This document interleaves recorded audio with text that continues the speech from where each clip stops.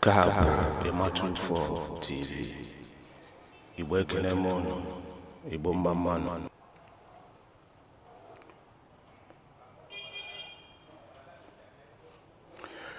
Igbo mma mmanụ. Igbo daalụkwanụ.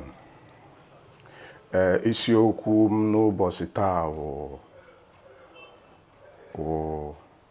Igbo entertainers. Ọ gịnị? Maka Igbo entertainers unu mara ihe ọwọ ndị na-emegasị ụmụ ihe egwuregwu dị iche iche na-akpa ya obiọma n'ala Igbo. Ọ ya ka anyị chetara na ha nwa ka anyị chetara n'ụbọchị taa. Biko Ogu Emmanuel Waham, ọwụ na iwe onye ọhụrụ na Ịmatụ TV. Ana m anabata gị ebe o buru ibu. Ndị ochie unu nwe aka. Biko ọ ga-amasị m ka unu jisi ike lee ihe onyonyo a bido na mbido ruo n'ọgwụgwụ ya ka unu enwee ike ịghọta ihe anyị ji maka ya wee mee ya. Biko anyị chọrọ ikwu okwu gbasara ndị na-emere ihe egwuregwu, ndị awa entertainers, dịka ndị na-agba bọọlụ, ndị nke na-eme ihe onyonyo vidio, ndị nke na-emekwa ihe vidio nke na-atọ ọchị anyị na-akpọ comedians, nwekwa ndị nke anyị na-akpọ content producers, ndị na-ewepụtagasị dịka ihe a na-eme ugbu a na-eti na YouTube, Facebook, TikTok na gịnị. Anyị na-ekwukwa okwu gbasara, anyị chọkwa ikwu okwu gbasara ndị record label owners, ndị nwe record label, otu a mmadụ na-awasi egwu, ndị nwe the company ma ọ na ndị na-eproduce. Anyị na-ekwukwa okwu gbasara ndị online influencers na ndị na-akụ egwu n'ala Igbo. Ọ ndị anyị bụ n'obi wee mewe vidio nke ụbọchị taa. Biko n'ịga n'ihu, oge adịghịzi. Ọkwa gwara ụmụ ya na onye tụrụ ji ya tụrụkwa mkpọrọgwụ, maka na ọ ga-awụ mgbe onye nwe ji bịa gwuru ji ka ha nwekwa ike iji magowe mkpọrọgwụ na-ama na-eji dia ministry. Ọkwa dịkwa good n'inye advice yo. Ịma dịka m si ekwu okwu ndị Igbo entertainers, ịmaka at one time or the other, ọ na o nwere mgbe ịbịa kọọ ihe dịka egwu, ịmaga wasi egwu ma ọ nwee ihe dịka ihe onyonyo imere bịa na-aga ahịa, ndị mmadụ na-amata gị, ịmaga ego na-abata na ministry gị. Ịhụghị ma otu a mmadụ si aga show, ga mee performance, ga na-akụrụ ndị mmadụ egwu ma ọkwa na-emere ha ihe comedy, ego na-abata, ndị mmadụ na-ama onye ewu. Ọ bụ n'uche m, ọ ga-amasị m ka mgbe ahụ ịfụrụ ihe ndị a na-eme na be gị, ego na-abata, ịchọkwa ihe ọzọ ị nwere ike itinye aka na ya, ga na-eso mago na sọpọtụ ego ahụ ị na-eme eki mgbe ahụ a maara gị ihe na-eme na be gị.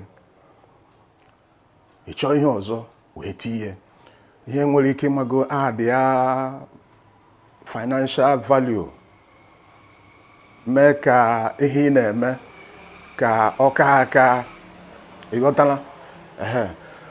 Maka ihe nji ekwu ya ahụ, oge ụfọdụ ị nwere ike ịdị na-eche na retirement gị mgbe ị ga-eji si na ide emekwa ihe ị na-eme, ma ọ ka izu ike wụ ihe dịka 10 afọ 10 na-abịa abịa, ma ọ afọ 20 na-abịa abịa, ma ọ gịnị. Mba, wuche otu anyị si chee ya oge ụfọdụ wee otu o si adị. Oge ụfọdụ ị nwere ike chee like that, oluwasị gị mba na ọwa otu a ka o si dị. Oge ụfọdụ accident nwere ike ime onye na-agba bọọlụ, onye na-eme ihe onyonyo vidio, ọnụ akụchie ya, ma ọkwa na nwee one problem or the other, ihe mgbu nke a ma nke ọzọ, ọnụ akụchie ya. Ọ bụ na onwe ka o si otu a dị, enezi anya ọwụ na onwe gị ihe onye ahụ dewere, onweghị ihe dịka ihe nwee weight na-asọpọtụ bọọlụ ahụ ọ na-agba, like outside business o mepere, ọ na-adị enyewe ezigbote nsogbu. Ọ bụ na ile anya ndị boy scout, ihe eji mata ha bụ be prepared. Mago unu dịkwa na onye ọ na-adị na nkwadobe, ọ ihe eji mara ndị boy scout. So ọ dị mma bịga ga ma onwe gị nsọ, chọgasịa ihe ndị ọzọ, biznes ndị ọzọ ị ga-etinye aka, maka ada ama nwa onye ma ebe iku bụ politin ba ga-eje. ụfọdụ ndị na-agba bọọlụ ndị Igbo na-agba bọọlụ, ndị artist, ndị nke na-akụ egwu, enwegokwa ndị gara invest. Ụfọdụ nwechara ebe a na-arụ ma big pure water manufacturing companies, ụfọdụ na-arụ soft drinks, ụfọdụ nwegasịrị ihe dị iche iche na-ewepụtara ha ego, nke wụ na ọwụ na ha sị na ha ga-akụkọ egwu ma na ha ga-agbakwa bọọlụ again, ihe ga na-abata, tit ga na-abata na ministry ha here and there. So otu ihe ndị a si abata, chọọ ihe ị ga-eme, chọọ ihe ọzọ ị ga-etinye aka na ya. Ụfọdụ ndị na-agba bọọlụ, ụfọdụ ndị artist, ụfọdụ ndị comedians ndị Igbo onwego ndị bagoro into ụmụ ihe state business ndị a. Ụfọdụ nọ na hospitality business, ụfọdụ rụchara ebe nkwari akụ na Gini, ebe a na-eri na-aṅụ na-ewetara ha ego. Ụfọdụ zụgasịrị ihe dịka share na ụlọ ahịa dị iche iche ma ụlọ ọrụ dị iche iche na ego na-esi ebe ahụ apụta. Ụfọdụ azụọ stock, ụfọdụ nọ ịmago into bitcoin mining, ụfọdụ na-atụbata ngwa ahịa, ụfọdụ na-eme import na-eme sport, ihe dị iche iche na-eweta ego. Maka na ego ndị a wee ihe ga-eso wee nye aka mgbe ọ ga-eme ọgbajuo dọrọ, amanye aka ebe ahụ were soro sọpọtụ ihe a na-eme, onwe ka o si dị. Eghọtago? Maka onwe onye si jeje si rie mmiri ọkụ na ya ga-ada enu. Biko ana m arịọ unu, vidiyo a Ịmatụ TV a na-eme vidiyo a iji chọọ onye ọ ga-akwatu ma ọkwanụ iji chịa mmadụ ọchị. Ehụghị ndị a niile hụrụ mkpọrọ aha, ma ndị na-agba bọọlụ ma ndị na-eme fim, ihe onyonyo ma gịnị, ha ndị ahụcha ndị na-anọchite anya ndị Igbo, ndị ahụcha ambassadors ndị Igbo. Ọ na-enye m obi aṅụrị mgbe ọbụla akpọrọ mmadụ asị na onye a wụ onye Igbo, na ọ na-enye nsogbu na obodo Igbo ma ọ na Naịjirịa, na ihe ọ na-eme na amara ya amara, ndị ihe na-abata na akpa ya, ọ na-atọ m ezigbote ụtọ. Biko ihe ahụ ga-ejikọ onye ọbụla ọnụ, kama ọ wụ ihe bekee kpọrọ innocent suggestion, ihe dịka ka anyị tụnye ya alụ ka o wee nwee ike ịdị mma. Because anyị ji ekwu ihe ahụ maka adị ama ama. Ndị Igbo tụrụ ilu si na nkwụcha ahụhụ ụjọ. Ịma na ụfọdụ imerime ndị Igbo anyị na-eje ha ruo ha na-akọpị ndị Igbo anyị nọ na ma football ma music ma ndị entertainers, ha ruo ha na-akọpị mmadụ dịka Wizkid, Davido, Burna Boy ha, E-Money ha, Obi Kubana, Joey Zaza na ndị otu ha. Eruo ha na-akọpị ha, na-ebi ndụ otu ha si ebi, na-eri ego otu ha si eri. Ị na-eṅomi ha. Ha zụọ moto gbagote enu ezụọ, ha na private jet, idejekwe private jet ọnụ. Ma ụmụ designer wears ndị a, ụmụ akwa dị oke ọnụ na akpụ ụkwụ gasị dị oke ọnụ, ichefu ebe isi pụta. Ilegodo anya, iji maatụ, ile anya na ụdịka mgbanaka wristwatch ha na-agba eji ama ihe na-akụ, na elekere mgbanaka eji ama ihe na-akụ, ha na-aga kọpịa ka dị ka ibe. Ka nje wee maatụ, o nwere watch a na-akpọ Richard Mille a na-ekwu okwu ya. Ile anya n'aka Burna Boy, ị ga-ahụ ya.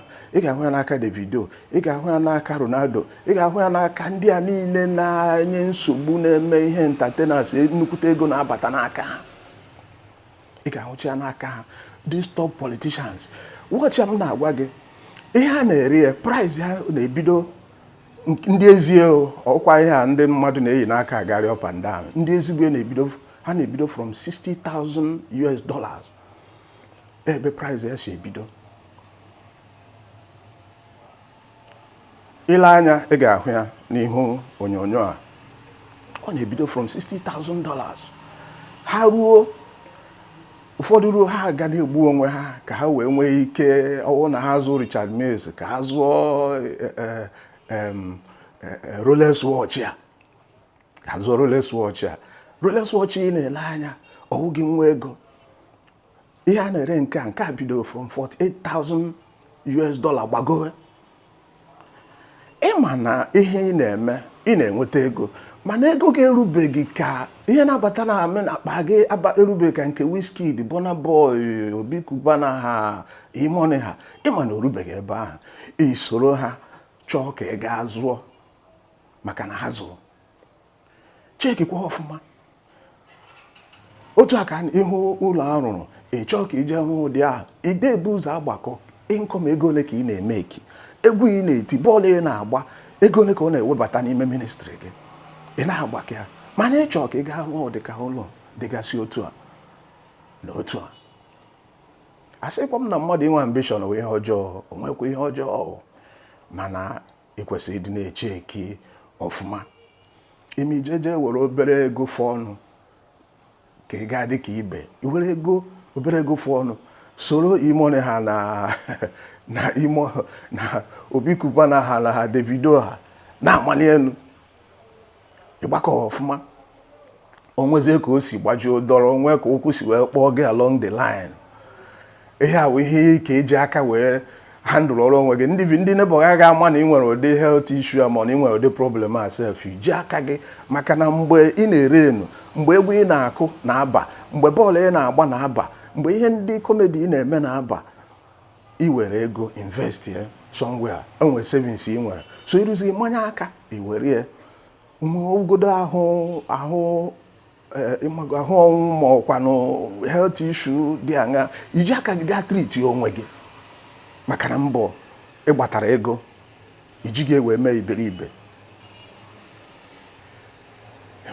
So ụfọdụ n'ime ndị Igbo entertainers a, ha na otu ha si ebi ndụ oge ụfọdụ, ọwụkwa na m na-akọ ha ọnụ ma ọ bụ gịnị, mana ọ ga-amasị m ọwụ na ha nwee ike ile anya n'azụ mara ebe ha si wee pụta, makwa n'ebe ha na-eje.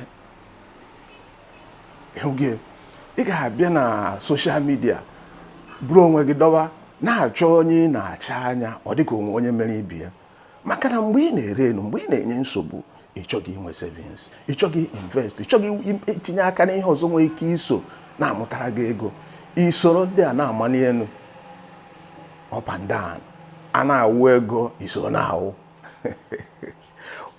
Ụfọdụ ndị Igbo entertainers anyị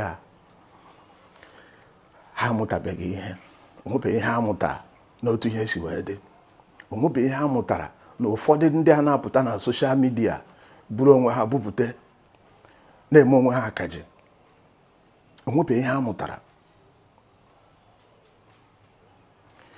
Otu nkwa na-ekwu ihe a na imerime n'ime ha nọ, ha na ha ebi expensive and careless lifestyle.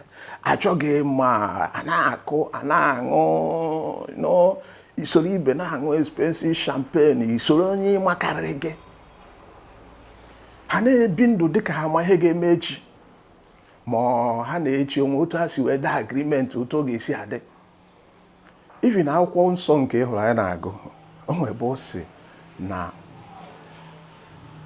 oge dịrị ihe niile dị n'okpuru anyanwụ.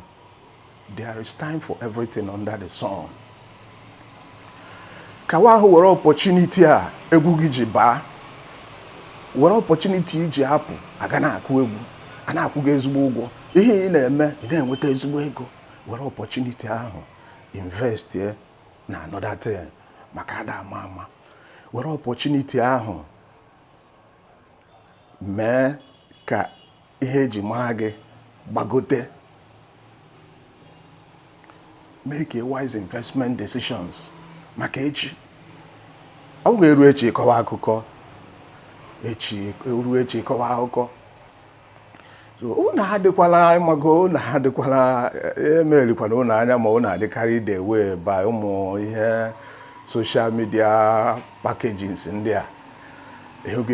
Ọ bụ na ihe Obi Cubana ha na ndị na-eso ụzọ ya, ịhụ e-money, efu ego dị na boot nke ọba, efu ka ha si ịmago otu ha si efe ego, ma ọ na-eturu ego, na-atụ ego as if it is going out of fashion. Awụ n'uche m, ejekwana eso ndị a, maka ọwụ na iso ha aha gị ga-awụ the senior brother of sorry.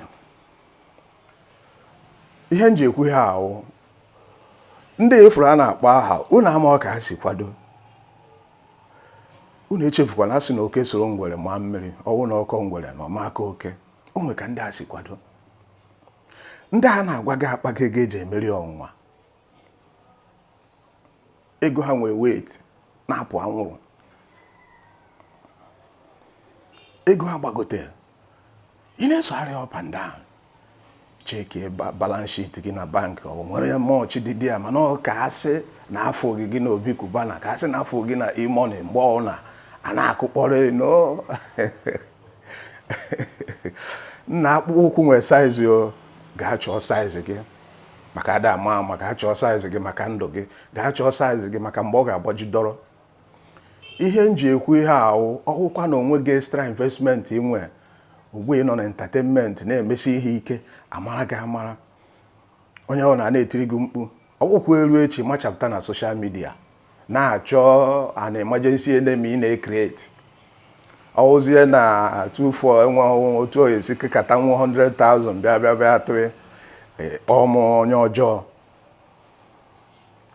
oge otu aka ị ga na-enyogharị kedu onye ndị jụrụ idoneti maka gị nwa kedu ndị wetara ego kedu ndị ewetaghị ego so onye ọ na-agbakwa mbọ maka echi kedu ka onye Igbo mara ihe ga-eji pụta ya na-akọpi onye ọzọ gịnị a na-abụ na anọ na the same league na-awọ the same level ịma na onye ego na-eme ekika nke gị by far o ofu ihe anyị na-like ka ịmago notice me kind of lifestyle ịmachapụta ka dị ka ibe ile anya iji maatụ na ihe dị ka e-money Obi Cubana ndị a emeghị investment na ha helpgo ndị mmadụ ha change-go lives of many people young people ha tụgharịgo ndụ ndị mmadụ ha ebidogo many people ahịa ha investgo na businesses buru ibu na-eweta ezigbote ego hapụ ihe efu ha na-eme magic ha na-eme profit ha na-emeki ihe efu ha na-efe erughị 2% of ihe ha na-emeki in a week epụta na-esogharị ha turn go lives of so many people around ọwụ sọsọ ịkụziri ha otu esi ata azụ ha na-ekuzikwara ha otu esi ejide azụ ọwụ na azụ gụwa gị ije na mmiri buru net jee gburu ekwentị otu isi chọọ ha na-akụziri ndị mmadụ otu esi eme ya ọwụ sọsọ ịdị na-ata azụ ha na-akụzikwa ndị mmadụ otu esi ejide azụ Lena Obi Cubana amaara nọ into hospitality onye ahụ wee hospitality investment mogul abịa in terms of ebe a na-akwari akụ ebe a na-eri akụ daga ebre mmanụ ịmakwa o kwechara ọnya dewe up and down ọwụ na onwe ka isi buru ike si South bata isi Europe si America ịbịa mere Obi Cubana offload na n'ụlọ nkwari akụ ya obi ebe ọ bụla ịnọ even ọwụ na gị na bọtụ dị na mma aka masị na-eji nga ụgwọ mbọ mana ya dewagodu ka ọ jụọ oyi maka mụ na one day mụ na gị ga-eme iti ịpụta isori this guy nwere products ihe o nwere n'ime ahịa ihe ọ na-atụbata ndị mmadụ na-ere n'ime ahịa buru ibu otu ihe fụrụ m na ha ekwu okwu a now Obi Cubana dị very busy na-promote latest brand bitters ọ rụrụ ihe a na-akpọ ya odogwu bitters ọ bụrụ na efu ya ị ga-ahụ label a ị ga-ahụ emblem a na ya o ji aka ya na-promote kedu ka o si eji aka promote this guy nere anya ọ hụrụ na ya wee social media influencer ọ ma na ya wee socialite na ya wee onye ama ama ihe ọbụla o wepụtara n'ahịa ivi na Obi Cubana weregoro mmiri nkịtị gbanye na bọtụl bupụta ndị mmadụ ga-abụ ya ka chọpụ ahụ maka na people esowe gị already so onye ụzọ opportunity a people ji esie onye ụzọ opportunity a ihe ji eme na ministry ya na launch ya some of these products dịka this odogwu bitters iwuruzi onye Igbo ma ọ wụrụ Nigeria ọ na-enwu bụ odogwu bitters ọ dịka vitamin adị na ndụ gị ọ bụkwa na na-emere advert nwekwa ụgwọ ụlọ ọkwụrụ m but ana m agba direct ihe a were opportunity iji push your product into the market kịta ihe na-eme na bie because ịma na ọmachi forever ụmụazị bụ ike enwe ụmụazị na-abata mbụ ike abata onwe ndị na-enye nsogbu onwe ndị na-edistọp na-abịanụ because anyị ma mgbe nwa pere mpe luxurious bus ọwụ na-agbafe enu ihe anyị na-akpọ ewe ekene dịrị Chukwu that time ọsọgodi awụ dị young ọ sị ya ihe anyị ma na luxurious bus bụ ọ gafee ajụọ gị si na Ekene Dijikwa bụ ọ gafee ụmụ every detergent ọsọkwa ya wụrụ sun ọsọkwa ya wụrụ ihe ọwụ elephant ihe anyị ma wụ ụmụ ka ọ wụ detergent ọwụ na wụ ụmụ mgbe anyị pere mpe. So this young man, this man na-agba mbọ now na-use opportunity o nwere convert ya onwegoro ka o si wee dị echi o nwere ike afford a fly onwe imago to any part of the world ga to the best medical facilities under the sun ka treat onwe without ịbịa na Facebook bụrụ onwe kpọsa ka ngwa ahịa ọ ga-eji aka treat onwe treat mmadụ treat ndị ọzọ. So eme nji si biko ọ bụ na ị nweta opportunity ihe ị na-eme na-aga aga ewuru an Igbo entertainer chọọ ihe ọzọ ị ga-eji wee tinye ya maka ada ama ama. Emuhe nji ekwe ha enwere ike nkwuo na onwe onye ma echi esi m na echi wụ Friday mana ihe na-ekwu onweghị onye ma ihe echi ga-eweta onweghị onye ma ihe echi bụ abịa biko ka ọ jụgodo oyi dịka otu ahụ si dị na biko na-echefukwala subscribe na my YouTube channel Ima24 TV. Unu gaa na Facebook unu ga-afụkwa Ima24 TV unu kliki ebe edere like ya nụ vidio nwe ihe mmere unu biko nwegoro ihe mme unu gbagharanụ mmehie biko ebe esere mgbịrịgba notification bell unu press notification bell ihe je press ya so that mgbe ọbụla m nwere vidio ọfụrụ ka unu so na ndị ezi ga-ebu ụzọ awọchi ya ọ ga-amasịkwa m unu gaa na comment section unu comment ya onwe ka unu si fụ vidio a ọ bụ na ya emetere ma na ya emeteghị ma ọ bụ na onwe ihe ọzọ unu mma anyị ga-eti ma ọ dịka vidio ọzọ unu chọrọ ka anyị mee unu gaa na comment section tinyere anyị ya ọ ga-amasịkwa nke unu were vidio a tụsasịa ya kerie ndị ikwu na ibe kerie ndị enyi kekwerie ndị enemi maka ada ama amụ nwa onye ma ebe ike bụ politimba ga-eje ịghọta ọwụ na ọ dịka chi siri kwuo anyị ga-ahụkwa n'oge ọzọ na vidio ọhụrụ Ima24 TV ga-ewetara unu ibe anyị ekenekwa m unu bye bye.